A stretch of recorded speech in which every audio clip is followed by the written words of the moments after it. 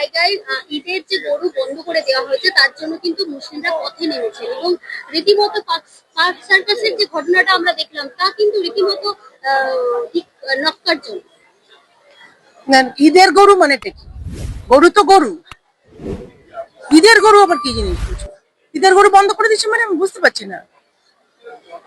ঈদে ওদের গরু নিয়ে বিক্রি বিক্রি করা মানে ওদের কাছে আর করা কাটা।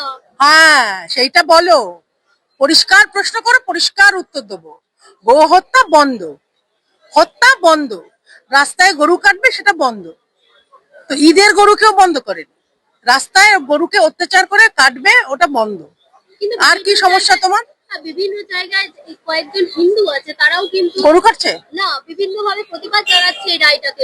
হিন্দুরা কি জানাচ্ছে আমি জানি না। মুখ্যমন্ত্রী অ্যানাউন্স করেছে যে কোথাও কোনো পশু কাটা রাস্তায় ওপেনলি চলবে না, সেটাই হয়েছে। এদিকে দেখা যাচ্ছে ফলতায় পুনর্নির্বাচনের সময় ঠিক তার আগেটাই জাহাঙ্গীর যিনি পুষ্পা সে কিন্তু পলাতক, তিনি রণভঙ্গ। ওই পলাতক কোথায়? আমি আজকেই তো টেলিভিশনে দেখলাম সে আর লড়তে চাইছে না, তো পলাতক কোথায়? সে হার মেনে নিয়েছে, সে লড়বে না, তার দলের ফ্ল্যাগ লাগানোর কেউ নেই, পোলিং এজেন্ট পাচ্ছে না, তো চলে গেছে, লড়বে না, কি করা যাবে? একসময়কার পুষ্পা। তো আমরা কি করতে পারি? এই প্রশ্নগুলো আমায় কেন করছো? এগুলো তৃণমূলকে জিজ্ঞেস করো, কই তোমাদের ফ্ল্যাগ, কই তোমাদের গুন্ডারা, তাদের জিজ্ঞেস করো। বিজেপি কি বলবে এটা নিয়ে? অভিষেক বন্দ্যোপাধ্যায়ের বাড়ি শান্তিনিকেতন। তোমার কান্না পাচ্ছে তার জন্য? অভিষেক ব্যানার্জির বাড়ির জন্য তোমার কি কান্না পাচ্ছে? লজিক্যালি জিজ্ঞেস করা হচ্ছে কর্পোরেশন থেকে, ভাই তুমি ডকুমেন্ট দেখাও। সে যদি দেখাতে দেখালে দেখাবে, না দেখাতে বলে দেখাতে পারবে না। একাংশ ভেঙে দেওয়ার সেটা যখন যদি দেখাতে না পারে তখন ভাঙবে, বা কি করবে সেটা কর্পোরেশন জানে। এই যে ফলতায় ভোটের আগেই রণভঙ্গ, ওরা বুঝেই গেছে যে ওখানে তাদের কোনো কিছু আর চলবে না এবং দেখা যাচ্ছে সেটাই তো বললাম, মমতা বন্দ্যোপাধ্যায় অভিষেক বন্দ্যোপাধ্যায় কোনো রকম প্রচারে আসেনি, কিচ্ছু না। আমি তো বললাম এখানে যে দলের ফ্ল্যাগ লাগানোর লোক বাকি থাকে না, যে দলের স্লোগান দেবার লোক থাকে না, সেই ক্যান্ডিডেট কি করবে? তখন ওই পুষ্পার ভয় টয় অমুক তমুক বেরিয়ে গেছে, ল্যাজ গুটিয়ে বাড়ি চলে গেছে, ভোট লড়বে না। একসময় এই ডায়মন্ড হারবার, এই ফলতার যেটা লোকসভা ডায়মন্ড হারবার, সেখানে অভিষেক বন্দ্যোপাধ্যায় প্রায় 7 লক্ষ ভোটে জিতেছিলেন। তাহলে এখনকার মানুষরা বলছে যে তারা অনেক বহু বছর ভোটই দিতে পারেনি। তাহলে জানো যখন আর প্রশ্নগুলো করছো কেন? লিউকো প্লাস লাগিয়েছে ইভিএম মেশিনের উপর, যে ভোট দিতে পৌঁছেছে তার আঙুলে আতরের গন্ধ, যাতে বুঝতে পারে যে ওই যে বাটনে টিপেছে সেই বাটনে মানে কোন কোন বাটনে টিপেছে সেই সেই আতরের গন্ধটা ওখানে আসছে। তো এইভাবে একটা ত্রাস কতদিন চলতে পারে? পাপের ঘোড়া পূর্ণ হয়েছে, বা ঘোড়া উল্টে গেছে, লাথি মেরে উল্টে দেওয়া হয়েছে। মানুষ করেছে, বিজেপি কিন্তু কোথাও কিছু করেনি, মানুষ করেছে, মানুষ চয়ন করেছে ভারতীয় জনতা পার্টির সরকার এবং ভারতীয় জনতা পার্টির মুখ্যমন্ত্রী, মাননীয় মুখ্যমন্ত্রী শুভেন্দুদা একটার পর একটা পরের পর যে ড্যামেজ কন্ট্রোল করে মানুষের চাহিদা অনুযায়ী স্টেপস নেওয়া হচ্ছে, হবে।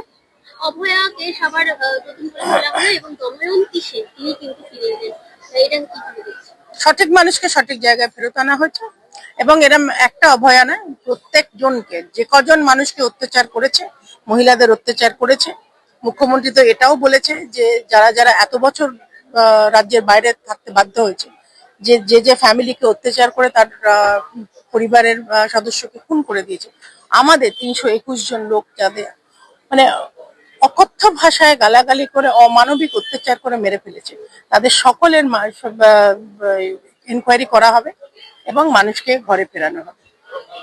দিদি একটা প্রশ্ন কিন্তু সবসময় আসছে যে যারা তৃণমূলী তারা কিন্তু এখন বিজেপির রং মাখার চেষ্টা করছে, তাদেরকে কি? তারা চেষ্টাই করতে থাকুক, তার কারণ মাননীয় রাজ্য সভাপতি বলে দিয়েছে যে কোনো তৃণমূলীকে কোথাও নেওয়া হবে না। কিন্তু তবুও তো তাও তো ঢুকে পড়ছে। ওই ঢুকছে, একটা দেখাও তো আমাকে ঢুকেছে, নিচু তলার একটা দেখাও আমায় ঢুকেছে, তারপরে প্রশ্নগুলো করো। দেখাও আমায় ঢুকেছে যে মেম্বারশিপ কার্ড নিয়েছে, তারপরে বলি। কেউ যদি মাননীয় রাজ্য সভাপতি পরিষ্কার বলেছে যে গায়ে অরেঞ্জ আবির মেখে এবং ফ্ল্যাগ হাতে নিয়ে সে পার্টির মেম্বার হয়ে যায় না। আমাদের একটা শৃঙ্খলাবদ্ধ পার্টি, আমাদের সিস্টেমে চলে, আমাদের পার্টির মেম্বারশিপ কার্ড তাকে দেখাতে বলো, তারপর আমি এই প্রশ্নের উত্তর দেব। মুখ্যমন্ত্রী মমতা বন্দ্যোপাধ্যায় বলেছিলেন আমি হারিনি, প্রাক্তন মুখ্যমন্ত্রী মমতা বন্দ্যোপাধ্যায় তিনি কিন্তু বলেছিলেন যে আমি হারিনি, আবার ফিরে আসবো, কিন্তু তার তো সেখানে দলটাই ভেঙে যাচ্ছে একেবারে। সেটা তাকে বলো না, আমি কি করতে পারি? আমি মানছি মুখ্যমন্ত্রী, প্রাক্তন মুখ্যমন্ত্রী যে প্রাক্তন হয়ে গেছে, সেই প্রাক্তন কথাটা মেনে নিতে অসুবিধা হচ্ছে। এখনো বোধহয় টুইটার খুললে তার এখন চিফ মিনিস্টার লেখা থাকে, আমি জানি না, দেখিনি আর দেখেও না কেউ। তো সেজন্য উনি কি করবেন, উনার মানসিক অবস্থা এখন ঠিক নেই, একটু এগুলো বুঝতে হয়। আমাদের প্রশ্ন না করে তাকেই প্রশ্ন করে। সোনা পাপ্পু অ্যারেস্ট হলেন, এবারে একে একে কি সব মাফিয়ারা ধরা পড়বে? আমার তো তাই মনে হচ্ছে, আমার তো তাই মনে হচ্ছে। বাংলা একবারে মানে জঙ্গল রাজ থেকে একদম প্রপার ভাবে একদম মানুষ যা চেয়েছে তাই হবে। আমরা মানুষের জন্য সেবা করতে নেমেছি। মাননীয় মুখ্যমন্ত্রী শুভেন্দু অধিকারী সেই পথেই এগোচ্ছেন। এক একটা দিনে এক এক রকম মানে একটার পর একটা অ্যানাউন্সমেন্ট করছেন, সেটাই হবে। ধন্যবাদ।